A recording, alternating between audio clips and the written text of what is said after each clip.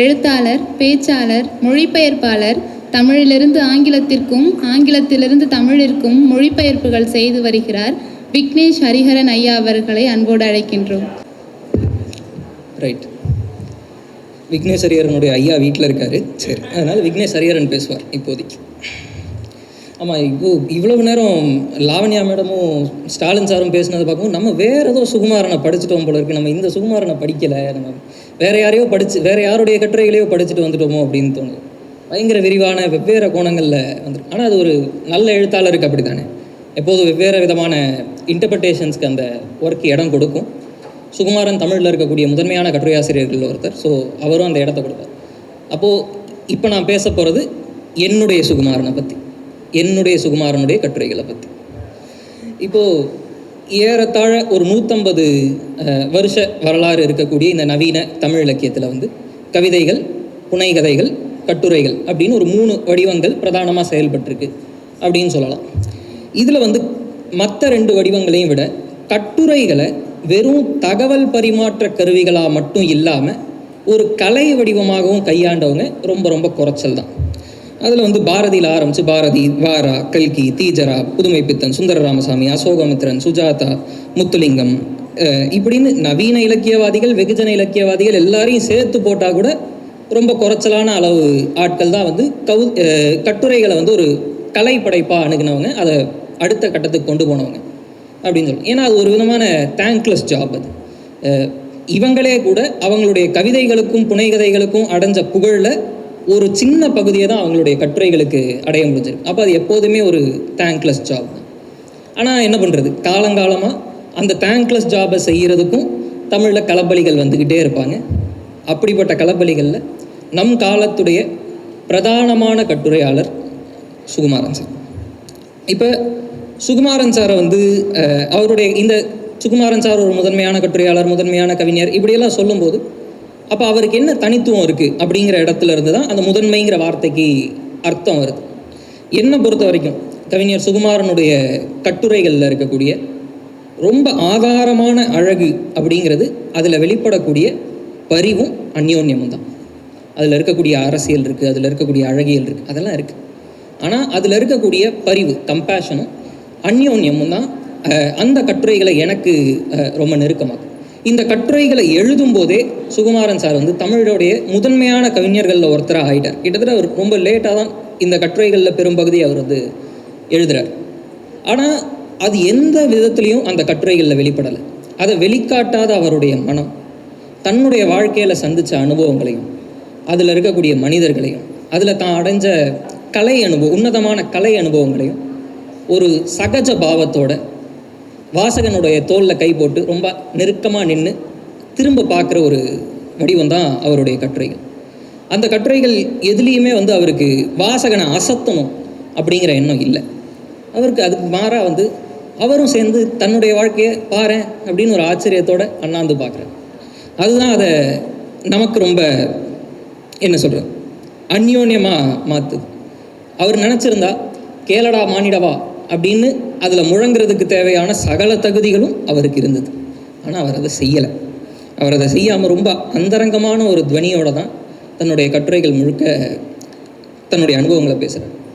இப்போ இந்த கட்டுரைகளில் அந்தரங்கமாக பேசப்படக்கூடிய இந்த அழகான துவனியில் பேசப்படக்கூடிய இந்த அனுபவங்கள் இருக்குல்ல, அது எல்லாமே தன்னளவில் அழகான அனுபவங்கள் இல்லை, ரொம்ப இனிமையான அனுபவங்கள் இல்லை, காதல் கதைகள் மட்டும் இல்லை. அதில் ஒரு விதத்தில் ரொம்ப இனிமையாக அல்லாத அனுபவங்களும் இருக்குது. ஆனால் அந்த மாதிரி அனுபவங்களை பற்றி பேசும்போது கூட அந்த மனசுக்கு, அதை எழுதக்கூடிய கட்டுரையாளருடைய மனசுக்கு அதில் எவ்வளவு பரிவு இருக்குன்னா, அதில் இருக்கக்கூடிய குறைகளுக்கு, அதில் இருக்கக்கூடிய கசப்புகளுக்கு எக்காரணத்தை கொண்டு வேறு யாரையும் ஒரு நிமிஷம் கூட குத்தம் சொல்லாமல் அதில் செயல்பட்ட தன்னுடைய போதாமைகளை மட்டும்தான் அவர் நொந்துக்கிறார். இப்படியான பரிவு எத்தனை பேருக்கு அமையும், எத்தனை மனங்களுக்கு அந்த பக்குவம் அமையும் அப்படிங்கிறது எனக்கு தெரியல. அதனால தானோ என்னவோ அவரை சந்திக்கக்கூடிய மனிதர்கள், அந்த கட்டுரையில் வரக்கூடிய மனிதர்கள் எல்லாருமே அவர்கிட்ட அவ்வளவு அணுக்கமாக, அவ்வளவு அந்யோன்யமாக பழகிறாங்க.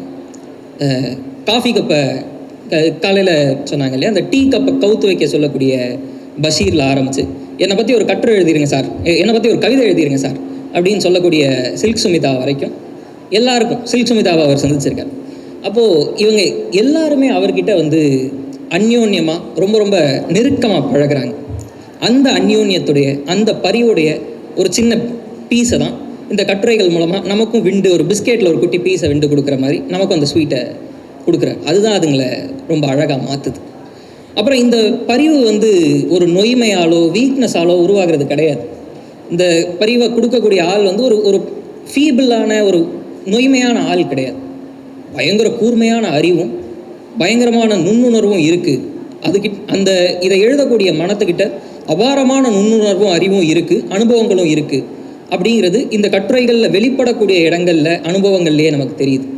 ஆனால் அதை கான்ஷியஸாக அவர் வந்து ரெய்ன் பண்ணுறார். அவர் அதை தன்னுடைய தன்னுணர்வின் மூலமாக அதை பிடிச்சு நிறுத்துறார். அதனால தான் அது வாசகர்களுக்கு நெருக்கமாக இருக்குது. இல்லைன்னா அந்த அனுபவங்கள் வந்து நம்மக்கிட்ட இருந்து ஈஸியாக அந்நியப்பட்டு போகிறதுக்கு தேவையான சகல சாத்தியங்களும் இருக்கக்கூடிய பெரிய அனுபவங்கள். இன்றைக்கி நாம் பார்க்கக்கூடிய வாழ்க்கையில் நமக்கு ஆச்சரியமாக இருக்கக்கூடிய ஏதோ பெரிய சிந்துபாத் கதை மாதிரி இருக்கக்கூடிய ஒரு பெரிய அட்வென்ச்சருடைய லைஃப் அது.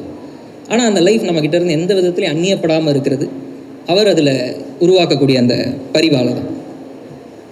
அப்புறம் இதில் இருக்கக்கூடிய மனிதர்கள் நான் முதல்லையே சொன்ன மாதிரி ரொம்ப இனிமையான மனிதர்கள் கிடையாது, ரொம்ப உயர்வான மனிதர்கள் அப்படின்னு நம்ம பொது புத்தியில் பதிஞ்சிருக்கக்கூடிய மனிதர்கள் மட்டும் கிடையாது. ஆனால் அவங்கள பற்றி கூட கண்ணியம் இல்லாத ஒரு சொல், ஒரு எக்ஸ்பிரஷன் கூட அந்த கட்டுரைகளில் கிடையாது. கை தவறியும் கூட அந்த கண்ணியம் பிறழாத அவருடைய தன்மை தான் அந்த கட்டுரைகளை அவ்வளவு அபாரமானதாக மாற்றுது. அதனால தானோ என்னவோ அந்த கட்டுரைகளில் நகைச்சுவை ரொம்ப ரொம்ப கம்மி. எப்போதும் வியந்துக்கிட்டே இருக்கிறத பற்றி, எப்போதும் கண்ணியத்தை பிறழ விடாமல் பார்த்துக்கக்கூடிய ஒரு மனத்துக்கு அதில் நகைச்சுவை செய்கிறதுக்கு இடம் கிடையாது தான். நகைச்சுவை வெளிப்படும் போதும் கூட அது தன்னை பற்றின சுய பகடியாக தான் இருக்கே தவிர பிறரை பற்றி, அதில் வரக்கூடிய பிற கதாபாத்திரங்களை பற்றி, ஆளுமைகளை பற்றி ஒரு பொழுதும் அவர் வந்து நகைக்கிறது இல்லை. அவங்க எல்லாருமே அவரை விட பெரிய ஆட்கள் அப்படிங்கிற இமேஜை தான் அவருடைய கட்டுரைகளில் சுகுமாரன் சார் தொடர்ந்து கொடுக்குறார். இப்போ மொழியில் இயங்கக்கூடிய இந்த முதல்ல சொன்ன அந்த 3 கலை வடிவங்களில் ரொம்ப ரொம்ப தர்க்கபூர்வமானது கட்டுரை தான். அந்த ஒரு கட்டுரையுடைய தனித்துவம் அப்படின்னு நம்ம நினைக்கிறதே அதில் இருக்கிற தர்க்க கட்டமைப்பு தான். ஒரு கட்டுரையாளருடைய தனித்துவங்கிறதும் அவருக்கு இருக்கக்கூடிய தர்க்கம் தான். அவ்வளவு சீக்கிரம் முடியாது, நான் முடிச்சிடறேன், கவலைப்படாது. அவர் வந்து அதில் இருக்கக்கூடிய தர்க்கம் தான். ஆனால் இந்த தர்க்கங்கிறது குத்தி கிழிக்கக்கூடிய மூளையுடைய தர்க்கம் இல்லை. சுகுமாரனுடைய கட்டுரைகளில் வெளிப்படுறது பரிவுடைய தர்க்கம், கம்பேஷனுடைய தர்க்கம். இப்போ சொன்னாங்க இல்லையா, வி மாலா, வைஜெயந்தி மாலாவையும் ஜி நாகராஜனையும் ஒரு சராசரி அறிவுடைய தர்க்கத்தால் ஒன்றா கோக்கவே முடியாது. அது பரிவில் கோக்கப்பட்டிருக்கு. அது அந்த 2 எக்ஸ்பீரியன்ஸஸ்லையும் இருக்கக்கூடிய மனிதர்கள் மேலே இருக்கிற கரிசனத்தில் கோக்கப்பட்டிருக்கு. அந்த கரிசனம் தான் இந்த எல்லா கட்டுரைகள்லையும் ஓடக்கூடிய இழை. அந்த கரிசனத்தின் மூலமாக அந்த மனிதர்கள் ஒன்றோட ஒன்று கோக்கப்பட்டு ஒரு அழகான மாலையாக மாற்றப்படுறாங்க. அந்த கரிசனம் அவருடைய தனித்துவமான தர்க்கம். அப்புறம் ஒரு நல்ல கலைப்படைப்புக்கு ரொம்ப முக்கியமான ஒரு மெட்ரிக் என்ன அப்படின்னா, அதில் இருக்கக்கூடிய வடிவ கச்சிதம், சொல்முறை, அது எல்லாத்தையும் மீறி அதில் கலைஞனுடைய உண்மை வெளிப்படுதா, நேர்மை வெளிப்படுதா அப்படிங்கிறது ரொம்ப ரொம்ப முக்கியம் அப்படின்னு நான் நினைக்கிறேன். வடிவம் கொஞ்சம் குறைச்சலாக இருக்கலாம், சொல்முறை கொஞ்சம் அப்படி இப்படி இருக்கலாம், ஆனால் அதில் கலைஞனுடைய நேர்மை வெளிப்பட்டால் அது அபாரமான கலை தான். அதை வந்து புனைகதைகள்லையோ கவிதைகள்லையோ வெளிப்படுத்துறது ஈஸி. ஏன்னா அதில் வந்து கற்பனையுடைய ப்ரொடெக்ஷன், கற்பனையுடைய டிஸ்டன்ஸ் நமக்கும் அனுபவங்களுக்கும் நடுவில் இருக்குது. அது வந்து நெருப்பை கொஞ்சம் தள்ளி நின்று பார்த்து குளிர்காயிற மாதிரியான ஒரு அனுபவம். ஆனால் கட்டுரைகளில் அப்படியான நேர்மையை வெளிப்படுத்துறது கொஞ்சம் ஆபத்தானது. ஏன்னா அந்த நெருப்பு சுடும், கொஞ்சம் விட்டிங்கன்னா அது மொத்தமாக எரிக்கும். அந்த மாதிரியான நெருப்பு இருக்கும்போதும் கூட அவர் அதில் தன்னுடைய நேர்மையை முழுசாக வெளிப்படுத்துகிறார். இந்த கட்டுரைகள் மூலமாக சுகுமாரன் சாருடைய பிரதாபங்களையோ பெருமைகளையோ உங்களால் தெரிஞ்சுக்க முடியுமா அப்படின்னா எனக்கு அதுக்கெலாம் சொல்ல தெரியல. தெரிஞ்சுக்க முடியலாம், முடியாமல் போகலாம். ஆனால் இதன் மூலமாக சுகுமாரன்கிற மனிதரை, அவருடைய ஆளுமையை ரொம்ப ரொம்ப நெருக்கமாக நம்மளால் தெரிஞ்சுக்க முடியும் அப்படிங்கிறதுல எனக்கு ரொம்ப தீவிரமான நம்பிக்கை இருக்குது. அந்த நேர்மை தான் நம்மளை வந்து இந்த கட்டுரைகளில் ரொம்ப ஈர்க்குது.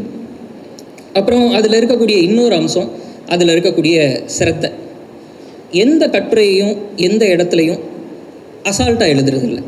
கட்டுரைகள் அப்படிங்கிற வடிவமே இன்றைக்கி ஒரு கிள்ளுக்கீரையான வடிவமாக இருக்கக்கூடிய ஒரு சூழலில் சுகுமாரனுடைய கட்டுரைகளில் வெளிப்படக்கூடிய சிரத்தைங்கிறது ஒவ்வொரு தளத்துலையும் வெளிப்படுது. அந்த மனிதர்கள் மேலே இருக்கக்கூடிய கண்ணியத்தை பற்றி நான் சொன்னேன் இல்லையா, அதில் ஆரம்பிச்சு ஒவ்வொரு கட்டுரைக்கும் அவர் யூஸ் பண்ணக்கூடிய மொழி இருக்குல்ல, அந்த மொழியும் அந்த சிரத்தையை நமக்கு காட்டுது. இப்போ குமாரநாசானுடைய வீழ்நபூவு அப்படிங்கிற கவிதையை பற்றி எழுதக்கூடிய கட்டுரையில் ஒரு மென்மை இருக்குது. அந்த பூ விழக்கூடியதில் இருக்கக்கூடிய மென்மை அந்த கட்டுரையுடைய மொழியிலையும் இருக்குது. அதுக்கு நேர்மாறாக ஐயப்பனுடைய கவிதைகளை பற்றி எழுதும்போது அந்த கட்டுரையுடைய மொழியில் ஒரு வேகம் இருக்குது. பெத்தாபுரத்தை பற்றி எழுதக்கூடிய கட்டுரையில் ஒரு இதழியலாளருடைய டோன் இருக்குது. அப்படின்னா எம்டி ராமநாதனை பற்றி எழுதக்கூடிய கட்டுரையில் ஒரு ரசிகனுடைய டோன் இருக்குது. இந்த ரசிகனுடைய டோன் இருக்குல்ல, இதுதான் சுகுமாரனுடைய ப்ரிடாமினன்ட் டோன் அப்படின்னு நான் நினைக்கிறேன். அதுதான் அவரை என்னை பொறுத்த வரைக்கும் எனக்கு ரொம்ப அணுக்கமானவராக மாற்றுறது. அதுதான் ஏன் ஒரு ரசிகனுடைய டோனுக்கு அப்படி ஒரு தனித்துவம் இருக்குது அப்படின்னா, ஒரு ரசிகனுக்கு எந்த விதமான குரலிகளும் செய்ய வேண்டிய அவசியம் இல்லை. ஒரு ரசிகன் விமர்சகர்களுடைய வரையறைகளுக்கெல்லாம் சிக்க வேண்டிய அவசியம் இல்லை. அவன் எந்த விதத்துலையும் வேஷம் போட வேண்டிய அவசியம் இல்லை. அவனுக்கு யாரையாவது பிடிச்சிருந்தா அவன் சந்தோஷமாக அவங்கள பற்றி புகழலாம். ஒரு அனுபவம் பிடிச்சிருந்தா அதில் லயிக்கலாம்.